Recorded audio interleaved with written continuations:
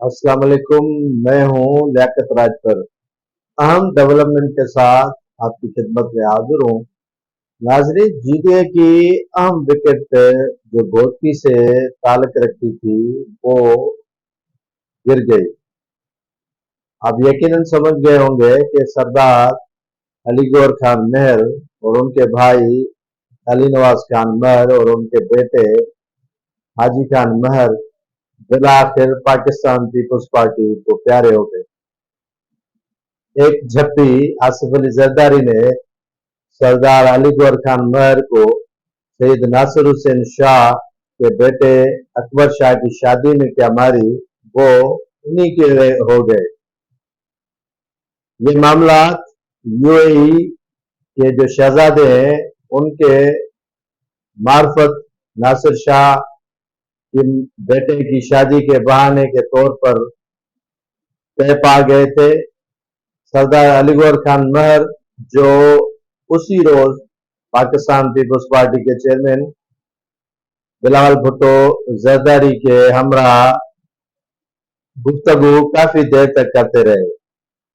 मामलात उसी रात उनके तय हो गए। सोने पे सुहागा उस वक्त हुआ जब सदर आसिफ अली जरदारी ने यूएई के शहजादे को झप्पी मारने के बाद सरदार अली गौहर को ऐसी झप्पी मारी कि वो पाकिस्तान पीपल्स पार्टी के को चेयरमैन आसिफ अली जरदारी के प्यार में गिरफ्तार हो गए। फिलहाल उन्होंने नासिर हुसैन शाह के हमरा साबिक सदर आसिफ अली जरदारी से मुलाकात कर दी और मुलाकात के दौरान वो पाकिस्तान पीपल्स पार्टी को प्यारे हो गए।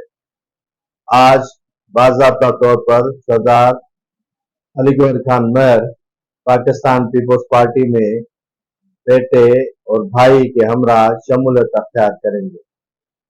कई साल बीत गए थे सरदार अली गौहर खान महर पाकिस्तान पीपल्स पार्टी से किनारा कश थे। ये दो इलेक्शन गुजर गए थे कि सरदार अली गौहर खान महर पीपल्स पार्टी में वापसी का नाम ही नहीं ले रहे थे।